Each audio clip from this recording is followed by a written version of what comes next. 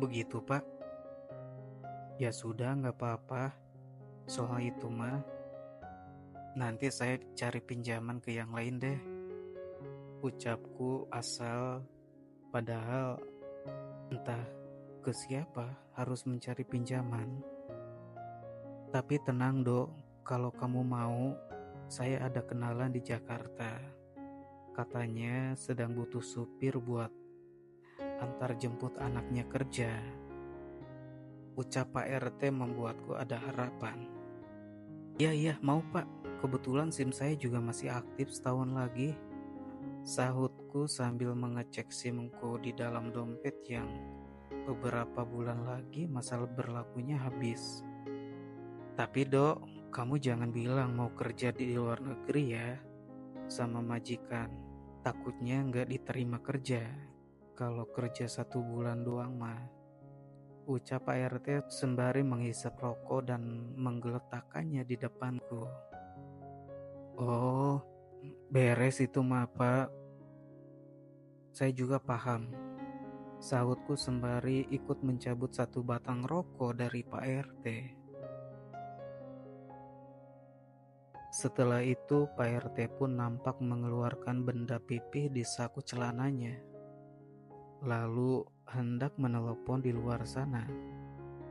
Selang tak berapa lama Pak RT lalu menghampiriku kembali setelah menutup sambungan teleponnya.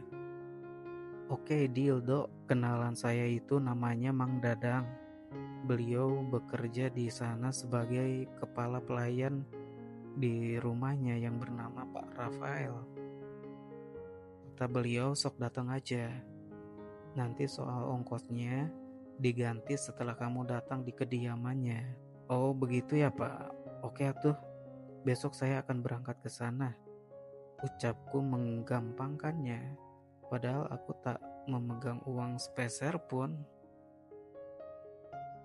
Yang penting berangkat dulu aja lah.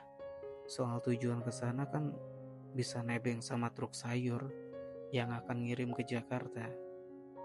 Malamnya sebelum berangkat ke Jakarta, aku kembali mengunjungi si Bokir dengan harapan mungkin dia ada simpanan 100 atau 200 untuk bekal selama di jalan. Beruntungnya aku mempunyai sahabat seperti dia.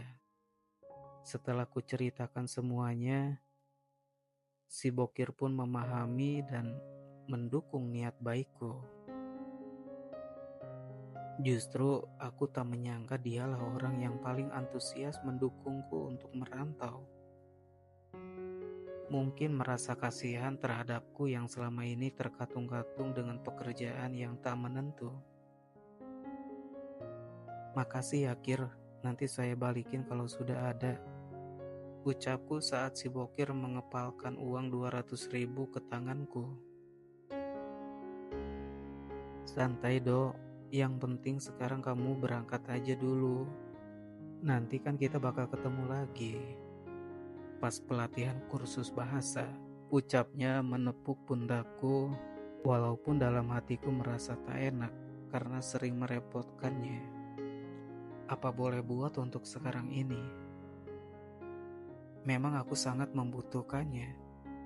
Pandanganku kemudian tertuju pada plafon depan rumah si Bokir yang biasa dipajang burung perkutut kesayangannya. Kir, burung kamu kemana? Kok nggak ada? Tanyaku melirik-lirik sekeliling tapi memang tak menemukan keberadaannya. Ini burung saya masih ada dok, masih dalam sangkarnya. Ucapnya menunjuk ke area selangkangan. Si geblek, maksud saya burung perkutut kamu Kir. Ketusku mengibaskan tangannya. Oh, bilang dong dok, kalau itu sudah aku rubah jadi uang dok. Itu yang kamu pegang sekarang. Ucapnya santai menunjuk ke lenganku yang sedang memegang uang 200.000 yang diberikan barusan. Duh, si Bokir ternyata menjokul burungnya. Liriku dalam hati seolah tak percaya. Sahabatku ini bahkan rela menjual burung demi membantuku. Kir, sorry ya, aku jadi gak enak gini. Saya janji Kir, nanti dilebihin deh biar burung itu bisa kebeli lagi. Ucapku merasa tak enak sambil merangkul pundaknya. Lah emang makanan? Pakai rasa gak enak segala. Ucapnya sambil tertawa. Udahlah, jangan dipikirin. Yang penting besok kamu berangkat. Ucapnya tertawa seolah menganggapnya biasa aja. Sementara itu, kota metropolitan nampak sebuah kediaman bak istana berlantai 3 yang cukup megah. Rumah itu milik seorang pengusaha properti bernama Pak Rafael. Sayangnya rumah itu hanya dihuni oleh putri cantik semata wayangnya yang saat ini menginjak usia 25 tahun dan beberapa ART saja. Pak Rafael dan istri begitu disubuhkan dengan pekerjaannya di Singapura. Tentunya membuat komunikasi dengan sang anak menjadi renggang dan hanya berkomunikasi lewat sambungan telepon saja. Sejak kecil, sang anak yang diberi nama Cynthia itu tumbuh besar dengan seorang pengasuh wanita parubaya yang bernama Bieda. Kini di usianya yang menginjak 25 tahun, Cynthia menjelma menjadi sesosok gadis yang berparas cantik dan tinggi seperti atlet voli.